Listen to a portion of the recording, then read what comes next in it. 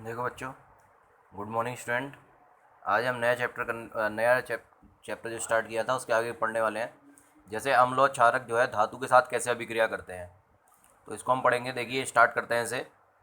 सबसे पहले हमने पढ़ लिया था अम्ल और क्षारक की जो भौतिक गुण थे, हमने सारे अध्ययन कर लिया था। अब हम क्या करेंगे, इनके रासायनिक गुणधर्मों का अध्ययन करेंगे। कैसे अध्ययन करेंगे, देखिए। अब सबसे पहले क्या हुआ, उसका रासायनिक गुणधर्म, जो भौतिक गुणधर्म थे उनमें क्या अंतर था। अम्ल जो होते हैं स्वाद में खट्टे होते हैं, और जो क्षार होते हैं स्वाद में क्या होते हैं, कसैले होते हैं, कड़वे होते हैं। अब हम क्या पढ़ते हैं, अभी इनसे तो हम हर चीज़ को तो प्रैक्टिस छू छू के पता नहीं कर सकते भाई, या हम लोग उसको चख नहीं सकते हैं। जैसे हाइड्रोक्लोरिक एसिड है, H2SO4 है भाई, अगर हमने इनको चखा तो पूरी जीभ जल जाएगी और नुकसान होगा सो अलग। ठीक है।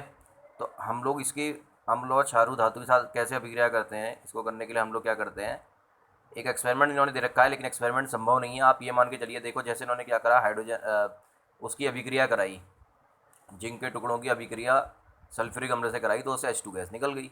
यानी क्या देखा हमने कि जो अम्ल के साथ जब भी अभिक्रिया होगी, तो जो अम्ल अम्ल जब भी धातु के साथ अभिक्रिया करते हैं, जिंक क्या है, धातु है, तो उससे हाइड्रोजन गैस निकलती है। ठीक हो गया। तो इन्होंने दिया भी हुआ है, अम्ल और धातु जो है लवण और हाइड्रोजन गैस निकलता है। लेकिन ध्यान रखिए, ये आप बात आप अंतर में नहीं रखिएगा, ठीक है। जैसे देखो यहाँ पे, देखो क्या हुआ है यहाँ पे, ये तो NaOH क्या है, क्षार है, और ये क्या है, जिंक क्या है, धातु है।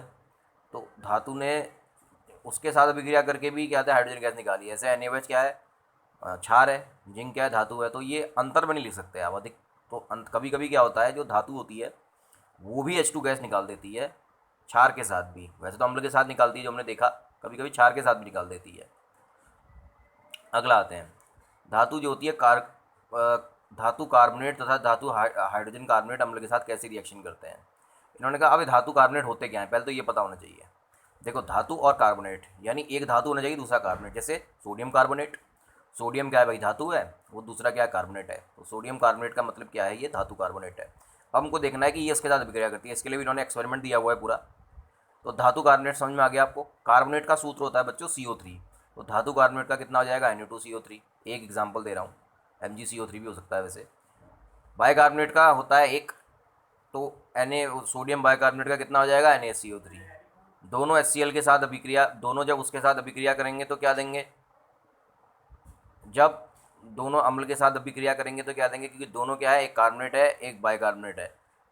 ध्यान रखना बच्चों, हमेशा कार्बोनेट और बाइकार्बोनेट क्या होते हैं, क्षारीय गुण दिखाते हैं। अब कैसे याद करोगे क्षारीय गुण दिखाते हैं, याद करो, जो आपके घर में डिटर्जेंट होता है, बाइकार्बोनेट होता है, वो क्या होता है, क्षार होता है। तो क्षार जब अम्ल के साथ रिएक्शन करेगा तो क्या होगा, सॉल्ट देगा, वाटर देगा। CO2 निकले चाहे ना निकले वो अलग बात है, लेकिन ये दोनों तो देंगे ही। तो Na2CO3 क्या है, एक वही NO2CO3 एक प्रकार का, अभी अभी हमने देखा कि ये क्या है, क्षार है, और वो क्या है, अम्ल है। और अम्ल क्षार जब भी अभिक्रिया करते हैं, याद करिए पिछले चैप्टर में हमने पढ़ा था, ये क्या बनाते हैं, सॉल्ट और वाटर बनाते हैं। तो NaCO3 क्या बनेगा, HCl के साथ रिएक्शन करेगा तो सॉल्ट और वाटर बनाएगा, NaClH2O। तो ये रिएक्शन आपको याद करनी है। उसके बाद देखिए COH होल ट्वाइस क्या है, एक ये भी धातु है, जब इसकी CO2 के साथ रिएक्शन करे CaCO3H2O है। अब ये तो भाई बच्चों याद ही करना पड़ता है, इसमें कुछ नहीं होता। ठीक है, जैसे CaCO3 की H2O और CO2 के साथ विक्रिया करने पर ये है। अब ये चीज़ें क्या करनी पड़ती हैं, आपको याद करनी पड़ती हैं। अब आप इसका जनरल सूत्र बना सकते हैं, जब भी धातु कार्बोनेट या धातु हाइड्रोजन कार्बोनेट अम्ल के साथ रिएक्शन करते हैं तो क्या बनाते हैं, लवण, कार्बन डाइऑक्साइड और जल बनाते हैं। कोई भी, अब मान लिया Na2CO3 की जगह, अब यहाँ पे क्या है, Na2CO3, ये मान लिया हमने MgCO3 लिखा होता है, HCl लिखा होता, तो ये क्या बनता है, MgCl2H2O और CO2। तो आपने एक जनरल रिएक्शन बना दी। जनरल रिएक्शन क्या है कि धातु कार्बोनेट और धातु हाइड्रोजन कार्बोनेट जब भी अम्ल के साथ रिएक्शन करेंगे तो लवण, कार्बन डाइऑक्साइड और जल का निर्माण करेंगे। और अम्ल, अब अगला टॉपिक है कि अम्ल और क्षार एक दूसरे के साथ कैसे अभिक्रिया करते हैं। अभी भी मैंने आपको बताया था कि जब भी अम्ल और क्षार एक दूसरे के साथ अभिक्रिया करते हैं तो क्या बनाते हैं, जल और लवण की रचना करते हैं। जैसे NaOH क्या है, क्षार है, HCl क्या है, अम्ल है। तो NaOH और HCl ने एक दूसरे रिएक्शन कर दी तो क्या बना दिया, NaCl बना दिया और H2O बना दिया। बच्चों इसको कैसे समझोगे, देखिए आपने देखा होगा जब आपके पेट में गैस होती है, ठीक, तो वो किसकी वजह से होती है। अब भोजन, मैंने चैप्टर पूरा पढ़ा दिया आपको, वो HCl की वजह से होती है, ज़्यादा हो जाता है। क्योंकि पेट में जो HCl होता है उसका काम क्या होता है, जो ऊपर से वो आते हैं, देखो बायोलॉजी वाले चैप्टर में बताया था, जो खतरनाक हमारे वो आते हैं, जो कीटाणु वगैरह आ जाते हैं भोजन में, उसको नष्ट करना होता है। लेकिन कभी कभी क्या होती है, ज़्यादा खाने की वजह से इसकी मात्रा बढ़ जाती है HCl की।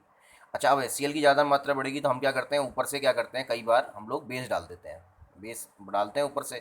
तो HCl है तो बेस क्या होगा, सोडा वाटर, या HCl है तो NaOH, क्या बनेगा उससे, NaCl और H2O। NaCl और H2O दोनों क्या होते हैं, मूत्र के रास्ते से निकल जाते हैं। तो बात समझ में आ गई आपको। तो ये सूत्र हमेशा ध्यान रखिएगा, जब भी अम्ल और क्षार एक दूसरे के साथ अभिक्रिया करते हैं तो वो क्या बनाते हैं, लवण और जल का निर्माण करते हैं। ठीक हो गया ये। अब अगला प्रश्न है, अम्ल धात्विक ऑक्साइड के साथ क्या अभिक्रिया करते हैं। अम्ल जब वे धातु अम्लों के साथ धात्विक ऑक्साइड की अभिक्रियाएं, ये अम्ल है, इनकी धातु अभिक्रिया धातु ऑक्साइड के साथ कैसे अभिक्रिया होंगी, इसको देख लेते हैं एक बार। धातु ऑक्साइड क्या है, किसी भी धातु ऑक्साइड का एक उदाहरण ले लेते हैं। मान लिया मैंने MgO का ले लिया। धातु क्या है, Mg। ऑक्साइड क्या है उसका, ऑक्सीजन, MgO। ऑक्सीजन की वैलेंसी 2, Mg की 2 से कट जाएगी। तो MgO की जब अम्ल के साथ रिएक्शन होगी, यानी क्या होगा, किसी भी अम्ल के साथ रिएक्शन होगी, क्या बनेगा, लवण और जल बनेगा। ठीक है, ये है। इसकी आप एग्जाम्पल देख सकते हैं। अब इन्होंने दिया नहीं है, देखो कितना गलत काम किया है, मैं बता रहा हूँ आपको। धातु ऑक्साइड का ले लेते हैं क्या कहते हैं, MgO ले लेते हैं। और धातु ऑक्साइड का ले लेते हैं MgO, और जल का लेते हैं कहते हैं HCl ले लेते हैं। बात समझ में आ गई। तो क्या बनाएगा ये धातु ऑक्साइड, क्या बनाएगा, लवण बनाएगा, MgCl2 बना देगा और H2 बना देगा। ये यहीं पर दिक्कत है NCERT में कि ये उदाहरण नहीं दे रहे हैं। अब यानी यहाँ से हमको एक और चीज़ पता चल गई, जो अम्ल होता है वो हमेशा कैसी ऑक्साइड बनाते हैं, क्षारीय ऑक्साइड बनाते हैं, याद करना। ठीक है, ये भी ध्यान रखना एक चीज़। क्षारों के साथ धात्विक ऑक्साइड की अभिक्रिया, ये भी इन्होंने दी नहीं है, इन्होंने इसका उदाहरण नहीं दिया। जो उदाहरण नहीं दिया तो हमको भी याद नहीं करने की जरूरत है। तो अभी तक हमने क्या सीखा, सभी अम्ल और क्षारकों में पहले, अच्छा ये चीज़ है, इसको कंप्लीट कर लेते हैं। ठीक, सभी अम्लों और एवं क्षारकों में क्या समानता है, इन्होंने कहा कि अम्ल और क्षारक में क्या समानता है। ठीक है, अम्ल जो जो कहते हैं, अम्ल सभी अम्ल जो होते हैं हाइड्रोजन गैस उत्पन्न करते हैं।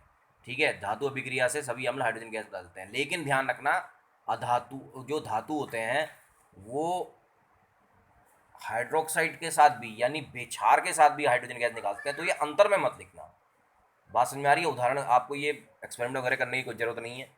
आपको एक चीज़ें ध्यान देनी है कि जितने भी धातु होते हैं उनमें से अधिकतर क्या होते हैं, जो जल में क्या होते हैं, H+ आयन देते हैं। ठीक है, जैसे HCl है, जैसे इसको जल में घोलेंगे तो किस में परिवर्तित हो जाएगा, H+ और Cl- में। HNO3 है, किस में परिवर्तित हो जाएगा, H+ और NO3- में। CH3COH है, किस में परिवर्तित हो जाएगा, CH3CO- और H+ में। यानी हमको पता चल गया कि सारे के सारे जो ये अम्ल हैं वो क्या करते हैं, जल में H+ आयन देते हैं। और क्षार क्या देते हैं, देख लेते हैं। क्षार जब भी रिएक्शन करेगा, मान लिया NaOH एक प्रबल क्षार है, इसको जब भी हम जल में वियोजित करेंगे तो ये किस क्या दे देगा, ये क्या दे देगा, OH- देगा। जो ये जलीय विलयन में क्या देते हैं, OH- देते हैं। बात समझ में आ गई। अम्ल क्या देते हैं, H+ देते हैं। क्षार क्या देते हैं, OH- देते हैं। ये बात आप लोग ध्यान रखिएगा। या अगर मान लिया कहीं पर केवल H2O हो, उसके ऊपर हम अम्ल डाल दें तो क्या बन जाएगा, H3O+ बना देगा और Cl- बना देगा। ये भी आप ध्यान रखेंगे। अब देखो मैंने NaOH के बारे में बताया था, NaOH जल के साथ क्या देगा, Na+ और OH- देख लिया था ना। KOH क्या देगा, OH-। यानी इन सब चीज़ों से हमको पता चल गया कि जो अम्ल होता है, वो जो क्षार होता है वो क्या देता है, OH- देता है। इसके बाद हमने अम्ल और क्षारक बराबर लवण और जल दे दिया, ये हमने पहले से देख लिया। जैसे HCl है और क्या कहते हैं, क्या है, HCl हो जाएगा, और NaOH होगा तो Na+Cl NaCl हो जाएगा और H2O बना देगा। ठीक है, ये हम लोग पहले ही देख चुके हैं। ठीक, अब ये जो है पीएच मान और ये जो चीज़ें हैं इसको हम कल देखेंगे। आज हम देखेंगे, आज हमने अम्ल और क्षारकों के बीच में क्या अंतर पड़ा। तो देखो बच्चों, हमने अम्ल और क्षारकों के बीच में जो अंतर पड़ा वो ये है कि जो अम्ल होते हैं वो क्या देते हैं, जली, आज जो हमने पढ़ा, जलीय विलयन में H+ आयन देते हैं। जो क्षार होता है वो जलीय विलयन में क्या होता है, OH- आयन देते हैं।